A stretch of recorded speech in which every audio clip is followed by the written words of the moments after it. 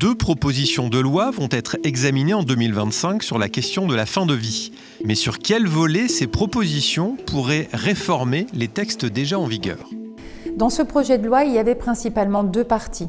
La première partie qui concerne les soins palliatifs, d'ailleurs plus appelés en tant que tels. On parle de mesures d'accompagnement, de soins d'accompagnement dans lequel on introduit les soins palliatifs. La deuxième partie effectivement de cette loi va plus loin. Si ça n'est pas suffisant pour le patient, on lui donne la possibilité de solliciter ce que l'on appelle l'aide à mourir ou plus techniquement parlant, le suicide assisté.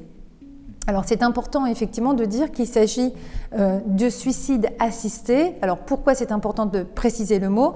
Suicide, ça suppose effectivement que l'initiative vient du patient. Voilà, le suicide est un acte éminemment personnel, c'est un acte qui appartient effectivement à la personne, donc c'est elle qui prend la décision effectivement de solliciter une aide à mourir. Ce suicide ne peut pas, il est assisté, donc il ne peut pas être réalisé seul par le patient. On a nécessairement besoin, c'est ce que disait d'ailleurs le projet de loi, de l'intervention d'une équipe de soins et principalement le rôle a été donné au médecin. Le médecin doit vérifier que le patient est bien dans les conditions d'éligibilité d'accès à ce droit.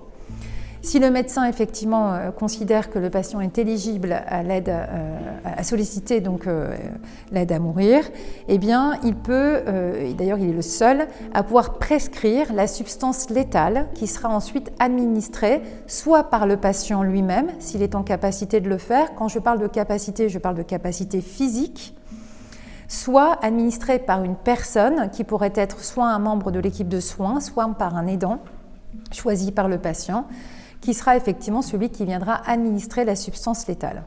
Alors on note bien que la main est toujours au médecin, voilà. Même si derrière c'est le patient qui soit s'auto-administre le produit, soit effectivement demande à une personne de le faire pour lui.